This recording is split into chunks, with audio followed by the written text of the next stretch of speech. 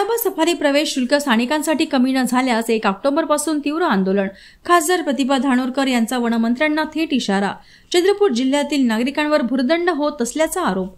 चंद्रपूर जिल्ह्यातील ताडोबा अंधारी व्याघ्र प्रकल्पाचे प्रवेश आणि सफारी शुल्क सामान्य नागरिकांच्या आवाक्याबाहेर असल्याने चंद्रपूर जिल्ह्याच्या नागरिकांमध्ये तीव्र असंतोष पसरला आहे।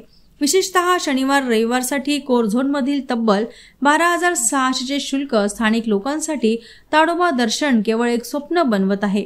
याच पार्श्वभूमीवर तातडीने शुल्क कपातीची मागणी केली आहे।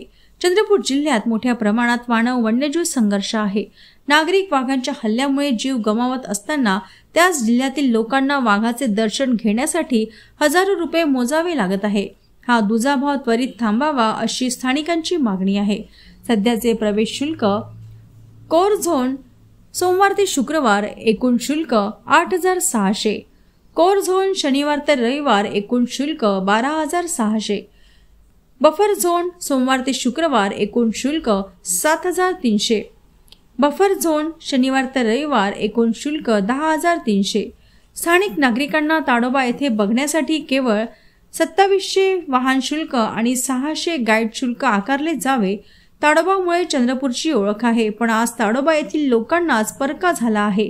हा अन्याय आम्ही कदापि सहन करणार नसल्याची भूमिका त्यांनी घेतली आहे। 1 ऑक्टोबर पासून जिप्सी प्रवेश बंद आंदोलनाचा इशाराही त्यांनी दिला। आतापर्यंत आपण बघितलं असेल की ताडोबामध्ये आपण ताडोबा हे काही फक्त चंद्रपूर जिल्ह्यापुरतं मर्यादित नाही, तर देश पातळीवरचे लोक हे ताडोबा पर्यटन क्षेत्र म्हणून या ठिकाणी येतात। 6,000ची एक सफारी आतापर्यंत होत होती, पण आता जवळपास 12,600 रुपये त्यांनी केले।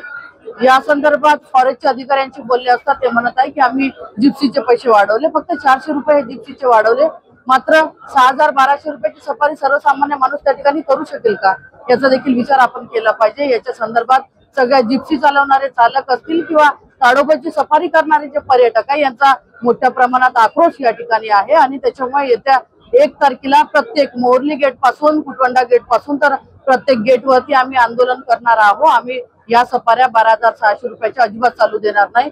शासनाला देखील विनंती करणार आहोत, आदरणीय वनमंत्र्याला देखील विनंती करणार आहोत की ॲज इट इज सुरुवातीला जसं 6,000 प्रमाणे ही सफारी होती ती सफारी 6,000 पर्यंतच राहिली पाहिजे आणि लोकल जे जिप्सी चालवणारे लोक होते ज्यांना रोजगार मिळत होता त्यांना रोजगार कुठेतरी उपलब्ध झाला पाहिजे, त्यांच्या उपजीविकेचं जे साधन आहे ते त्यांना मिळालं पाहिजे। त्याच्यासाठी हा 1 तारखेचा मोर्चा आम्ही या ठिकाणी प्रत्येक गेटवर करणार आहोत।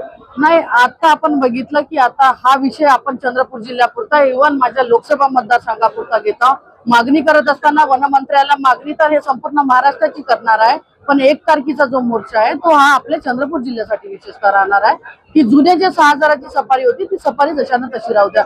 12,600 रुपये आम्ही अजिबात देणार नाही।